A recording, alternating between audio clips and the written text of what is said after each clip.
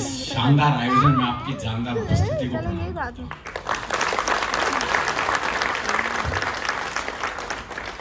40 साल में पहली बार विष्णु आया है। अविनाश जी, इसका खामियाजा आपको भुगतना चाहिए।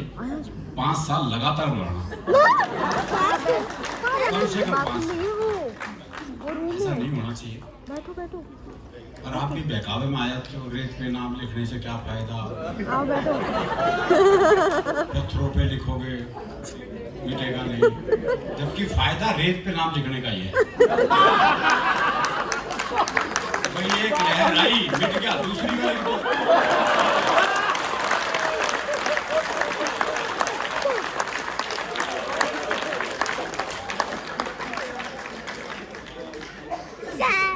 तीन साल वैसे भी कोरोना ने हंसने नहीं दिया, और 1 साल से वो अम्बानी के छोरे का ब्याह ही खत्म नहीं हुआ।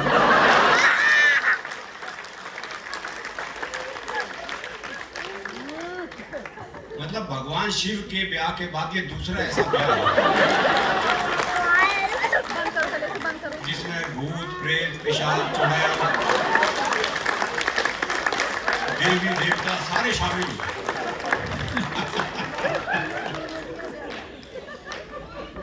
अच्छा, कोरोना काल तो बहुत ही बुरा बीता जी। सबसे पहले कहा गया वर्क फ्रॉम होम, बताओ हम कैसे करें। तो सिंह साहब, वर्क फ्रॉम होम के तहत मैंने घर पर ही कविता सुनाई। ना कोई हंसा, ना किसी ने ताली बजाई, और ना ही कोई पेमेंट जेब में आई। कई कष्ट एक साथ थे। फिर मैंने अपनी दूसरी जेब से पैसे निकाल के खुद को पेमेंट दी। इस तरह वर्क फ्रॉम होम की औपचारिकता पूरी हुई।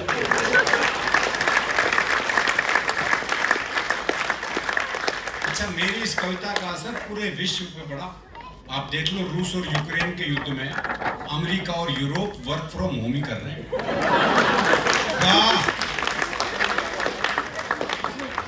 अच्छा, एक वो लॉकडाउन की समस्या बहुत भयंकर थी। पता नहीं आपके यहाँ इस कॉलोनी में क्या था, एनटीपीसी की, लेकिन हम दिल्ली में तो बहुत बुरी स्थिति थी। बाहर कहीं याद जा नहीं सकते, सब कुछ बंद। पत्नी मेरा चेहरा देखे, मैं पत्नी, इससे बुरा समय हो नहीं सकता।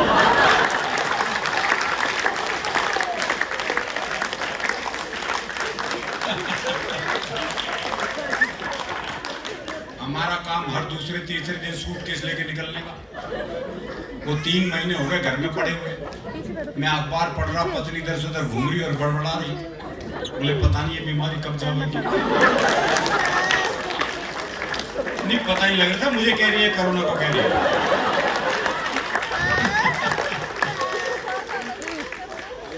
तो मैंने सोचा कुछ पल अलग ढंग से जिया जाए। वाह, और किसी महिला मित्र को वीडियो कॉल किया जाए। कुछ तो परिवर्तन हो जीवन में। ये सोचकर मैंने अपनी सबसे सुंदर महिला मित्र को वीडियो कॉल मिलाया, लेकिन उसने फोन ही नहीं उठाया। थोड़ी देर बाद लैंडलाइन पर उसका फोन आया। मैंने फोन ना उठाने की शिकायत की तो उसने समझाया, देखो सारे ब्यूटी पार्लर बंद है, अपना चेहरा नहीं दिखाऊंगी। मैं भी भाभी जी की तरह चुड़ैली लग रही हूँ, इसलिए वीडियो कॉल नहीं उठाऊंगी।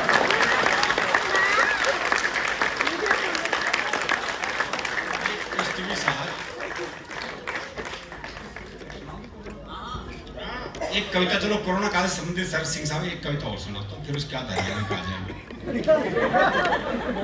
कारण ये कि 3 साल तक हमारे पास कोई आमंत्रण नहीं था। 3 साल के बाद जब पहला आमंत्रण मिला तो उसकी एक कविता आपको सुना। दृश्य कविता है कि दृश्य का पाना, बहुत बढ़िया रचना है। कोरोना काल के बाद कवि सम्मेलन का पहला आमंत्रण मिला तो रोम रोम खुशी से खिला। मन हो रहा था बेकाबू, महीनों बाद एक चुटकी कवि सम्मेलन मिलने की कीमत तुम क्या जानो अविनाश बाबू।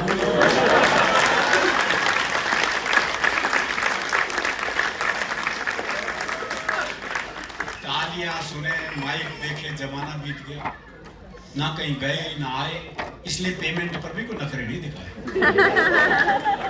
तुरंत फ्लाइट की टिकट बुक करवाई। स्थिति ये थी सर कि मैंने फ्लाइट की टिकट का प्रिंट निकलवाया और 3 दिन तक तो मैं उसी पे लेटा रहा। तो तुरंत फ्लाइट की टिकट बुक करवाई, कई दिन तक तो नींद ही नहीं आई। फिर वो दिन भी आ गया जब यात्रा पर निकलना था, कवि मित्रों से मिलना था। महीनों से कमरे के कोने में उपेक्षित पड़े सूटकेस को जैसे ही उठाया तो वो तो मुझसे भी ज्यादा प्रसन्न नजर आया। भूल गया सारी शर्मो हया, उंगली की एक छुअन से खुल गया। वाह वाह। कपड़े रखने की थी बारी। कपड़ों की स्थिति में बताऊं क्या थी उस वक्त, निक्कर और बनियान में टाइम कट रहा था। कपड़े बेचारे लटके लटके लटक गए थे।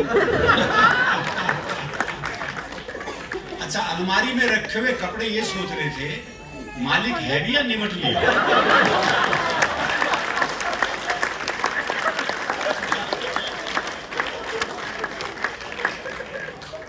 अब कपड़े रखने की थी बारी तो खोल लिया अलमारी। शर्ट और पैंट दोनों अकड़ी अकड़ी थी। माथे की छोड़ो पूरे बदन पर त्योड़ियां पड़ी थी। पानी के छींटों और गर्म इस्त्री से उनका बाल निकाला और बड़े प्यार से सूटकेस में डाला। अब तो सूटकेस खुशी से फूला नहीं समा रहा था। एयरपोर्ट पर भी मुझसे आगे आगे जा रहा था। काउंटर वाले ने पूछा लगेज, मैंने कहा हैंडबैग है। सुनते ही सूटकेस बौखला गया। मैं उसे अपने साथ रखना चाहता था, वो ये भी भूल गया। खुशी के साथ साथ गुस्से में फूल गया। फूला हुआ सूटकेस देखकर काउंटर वाला बोला, प्लेन छोटा है, ये सामान लगेज में ही जाएगा, गंतव्य पर आपको मिल जाएगा। सूटकेस मेरी तरफ देख के सोच रहा था अब आएगा मजा। महीनों से कमरे के कोने में पड़ा पड़ा इसी ठलवे को तो झाड़ू पोछा लगाते देख रहा था। अब अपने दिन भी खेलेंगे, अंदर पुराने यार सूटकेस मिलेंगे, उनसे बतियाऊंगा, हसीन अटैचियों से नैन लड़ाऊंगा।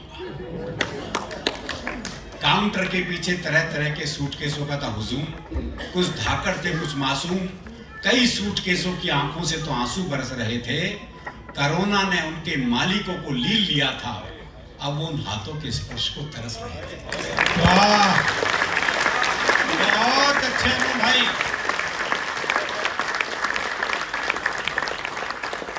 खैर उनको अपने हाल पर छोड़ मैं विमान की तरफ बढ़ा और ये सोच के चढ़ा कि गेट पर ही हाथ जोड़े, मुस्कुराहट बिखेरे एयर होस्टेस के सुंदर से चेहरे के दर्शन होंगे। पर विमान में घुसते ही निराशा हाथ लगी। पीपीई किट पहने, चेहरे पर मास्क और शील्ड लगाए, एक बिजू का टाइप स्त्री खड़ी मिली। उसका ये रूप हमने 2 घंटे सहा। बिना मतलब घंटी बजाना दूर, प्यास लगने पर भी उसे पानी लाने को नहीं कहा।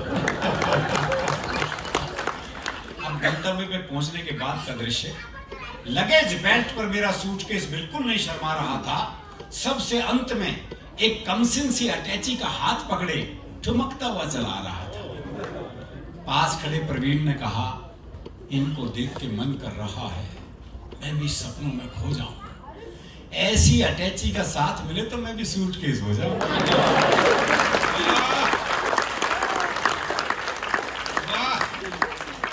दुकड़ अपनी कायम थी। कारण ये कि निमंत्रण तो आता था, फिर फोन आया था कि 50 लोगों से ज्यादा की अनुमति नहीं मिली, इसलिए नहीं करवा पा रहे। तो ये डर था कि बाहर आते आयोजक का नमस्ते, आप आते कृपया अगली फ्लाइट से वापस जाए।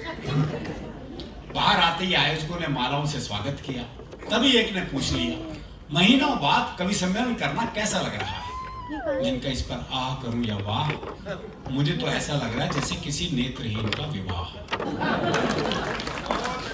एक नेत्रहीन की सगाई हो गई, जयमाला हो गई, फेरे हो गए, तो पंडित ने दी बधाई, तो नेत्रहीन बोला काहे की बधाई, मुझे क्या पता तुम सब लोग क्या ड्रामा रच रहे हो।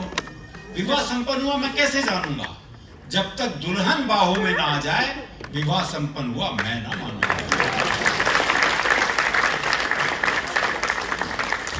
आखिरकार वो क्षण भी आ गया जब सजा हुआ मंच था, माइक था, श्रोता थे। माइक मानो कह रहा था, आज तो तू समूचा खिल गया है, और माइक को बाहों में भरा तो यकीन आया प्रोग्राम सचमुच मिल गया है।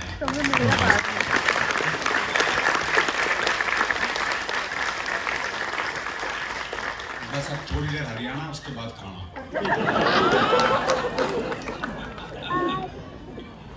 और हरियाणा में हादसे के लिए जाना नहीं पड़ता। वो एक पुलिस के सिपाही को छुट्टी चाहिए थी, पहुंच गया एसएचओ के पास, बोले छुट्टी चाहिए। बोले बहुत काम है, छुट्टी नहीं मिल सकती। बोले जी छुट्टी तो मैं लेकर रहूंगा। बोला अच्छा एक सवाल का जवाब दे दे, छुट्टी दे दूंगा। बोले सवाल कुछ भी पूछ लो। बोला अच्छा ये बता, कटप्पा ने बाहुबली को क्यों मारा? ये अंतरराष्ट्रीय सवाल पूछ लिया उससे। बोले ये बता, कटप्पा ने बाहुबली को क्यों मारा? बोले हो सकता है बाहुबली ने कटप्पा को छुट्टी देने से मना कर दिया।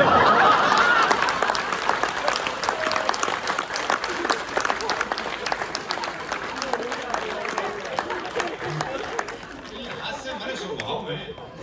वो एक और को छुट्टी चाहिए थी, पहुंच गया एसएचओ के पास, बोले छुट्टी चाहिए। बोले किस लिए चाहिए? बोले जी मेरी शादी है।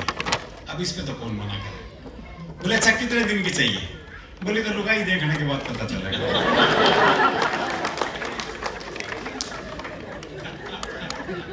बच्चे बहुत अच्छे लग रहे हैं यहाँ, बच्चे आजकल के कमाल है। अच्छा वो आजकल बेटी बचाओ बेटी पढ़ाओ भी चल रहा है ना। दिल्ली के कुछ स्कूलों में तो गुरुजी क्लास में आते हैं, बोले क्लास में जितनी लड़कियां हैं उन्हें अपनी बहन मानो, क्लास में जितनी लड़कियां उन्हें अपनी बहन मानो। वो एक हरियाणा का था, बोले मैं तो ना मानू। बोले क्यों भाई, तू क्यों नहीं मानेगा? बोले इतने भात कौन भरेगा?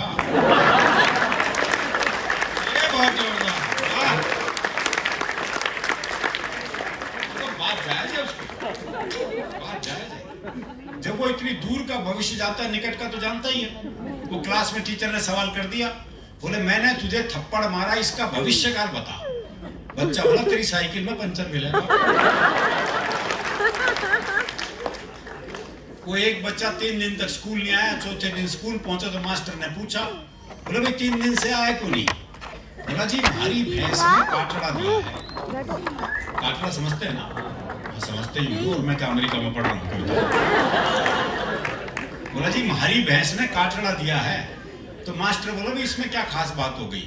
बोले खास नहीं है तो तू दे के दिखा। बहुत अच्छा है।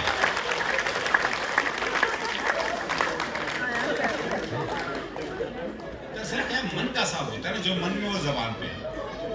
वो एक मुकदमा चल रहा था तो एक ताई गवाही के लिए आई। अच्छा दोनों वकील उसी के गांव के। तो पहले वकील ने पूछा, बोले ताई मुझे जाना है? खूब जाना हूं, गुलाब सिंह का छोरा है तू, 1 नंबर का झूठा, तेरी लुगाई तक तो छोड़ के चली गई थी। बेचारा वकील संग रह गया। उसने दूसरे वकील की तरफ इशारा कर दिया, और ताई से जाना है? अच्छी तरह जानू हूं, कर्नल काने का छोरा है यो, 1 नंबर का याश, तेरी लुगाई से भी इसका चक्कर था।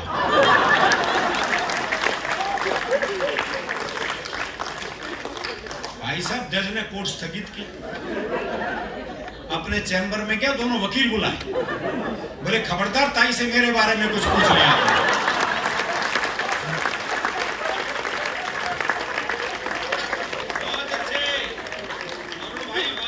इतना सहज और मस्त मामला है।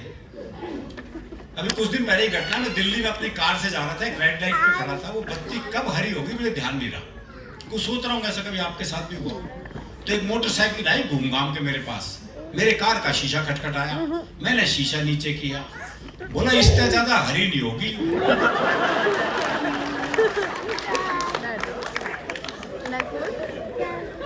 कारण ये कि हम फुर्सत में रहते हैं, इसलिए हास में रहते हैं। वो एक ने रिक्शा वाले को आवाज दी, बोले खा लिए? बोले हाँ। बोले आप ताश खेलते हैं? इतनी फुर्सत जरूरी है। वो एक ने रिक्शे वाले से कहा, बोले स्टेशन चलेगा? बोले हाँ। बोले कितने पैसे? बोले 25 रुपए। बोले ये तो रहा स्टेशन। अच्छा मैं पैसे कम करवाने होते हैं, हम जगह को पास बुला लेते हैं।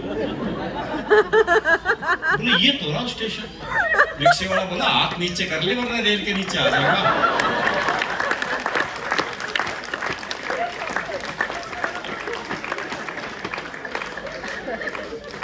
वो एक पहुंच गया हलवाई की दुकान पे, भाई ने छिप के जलेबी खाई भरपेट।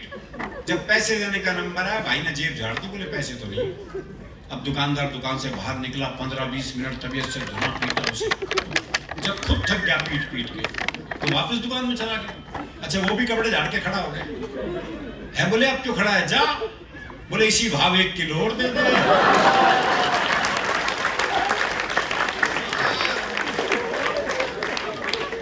तो ये मस्ती अपने भीतर रखनी बहुत जरूरी है, क्योंकि आप हंसेंगे तो धरती आपकी है या आसमान आपका है। अगर रोने बैठ गए तो किसी मिल में वो रुमाल आज तक नहीं बना जो रोते हुए आदमी के आंसू पहुंचते। हंसी संवाद से निकलती है, इस तरह की महफिलों से निकलती है। हम आपस में मिलेंगे तभी हास्य पैदा होगा। क्या बात। वो एक बुजुर्ग महिला बस में चढ़ी तो किसी ने सीट नहीं दी उसे, तो ड्राइवर को दया आ गई, उसने बोनट में बिठा लिया। आ रहा है, बिला रहे हैं अंकल। थोड़ी देर बाद 30-35 साल की सुंदर सी महिला चढ़ी तो सारे सीट देने को तैयार, और वो महिला बैठने को तैयार नहीं। तो बुढ़िया बोनट पे से बैठी बैठी बोली, अरे बोले बैठ जा, कुछ साल बाद बोनट पे ही बैठना पड़ेगा।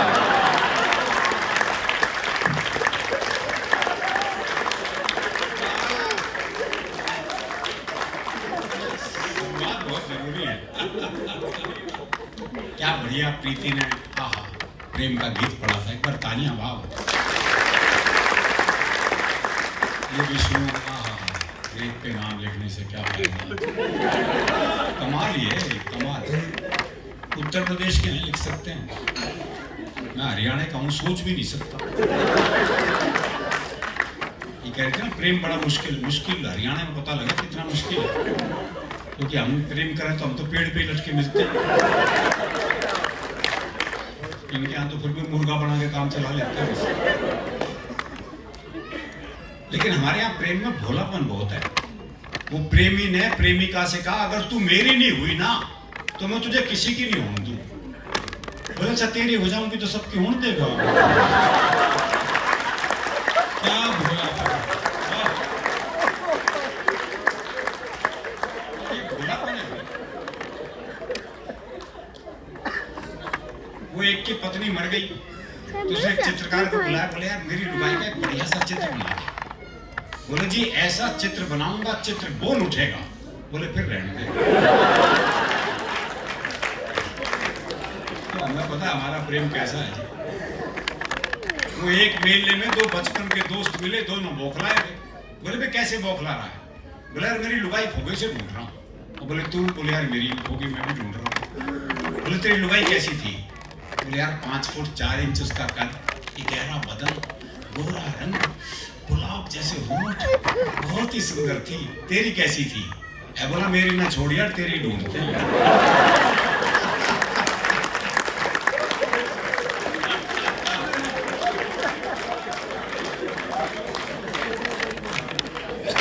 अभी वो वैलेंटाइन पखवाड़ा आता है फरवरी में। पहले 7 दिन चलते हैं वैलेंटाइन डे, फिर anti Valentine day. Chocolate day से शुरू होके ब्रेकअप डे तक। उसमें आता है जी एक प्रपोज डे। वो हरियाणा में एक छोरे ने प्रपोज किया छोरी को, बोले मैं तेरे से ब्याह करना चाहता हूँ। तो लड़की बोली पुराना तरीका है, किसी नए ढंग से प्रपोज कर।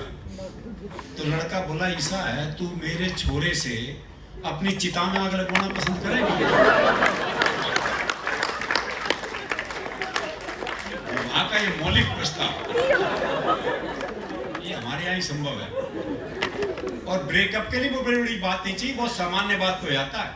वो प्रेमी ने प्रेमिका को जैसी सीने से लगाया तो प्रेमिका बोली तेरा दिल बड़ा कुरकुरास है। अरे बोले दिल कुरकुरा कौन है, तने बीड़ी का बंडल तोड़ दिया।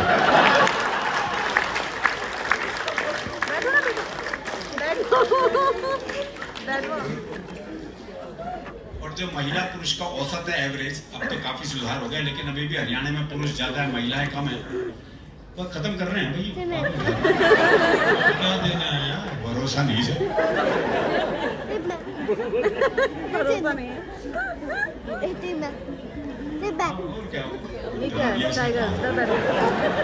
वो महिला पुरुष का औसत है। हाँ अब तो काफी सुधार हुआ, लेकिन अभी भी हरियाणा में पुरुष ज्यादा है महिलाएं कम है। छोरों के ब्याह नहीं हो रहे। वो एक का 40 साल की उम्र तक ब्याह नहीं हुआ, बहुत दुखी हो रहा था। अपने दोस्त से बोला यार मैंने तो लगा मेरी वाली भ्रूण हत्या में मारी गई। सिंह साहब ये तकलीफ है हमें, ये तकलीफ। और ये तकलीफ तो और बढ़ जाती है जब ओलंपिक हो, पैरा ओलंपिक हो, कॉमनवेल्थ गेम हो या एशियाड हो, जब हरियाणा की छोरियां पदक लेके आती हैं तो ये तकलीफ और बढ़ जाती है।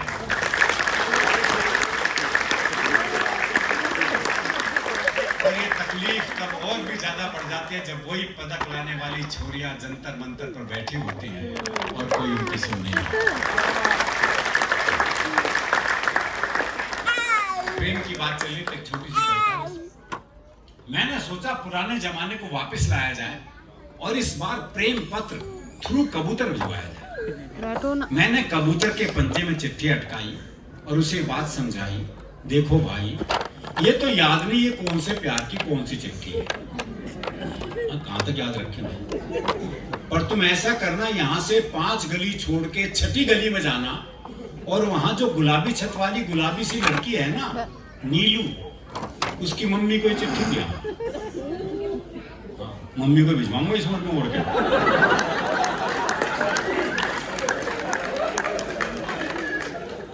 कबूतर बोला, हे आदि कालीन युग के देवदास, इस युग में भी चिट्ठियों से आस। अब मैं ऐसी फालतू उड़ान नहीं भरता हूं, मैं खुद अपनी कबूतरी को व्हाट्सएप करता हूं। वो जमाने चले गए, पहले आदमी 5-5 पेज का प्रेम पत्र लिखता था,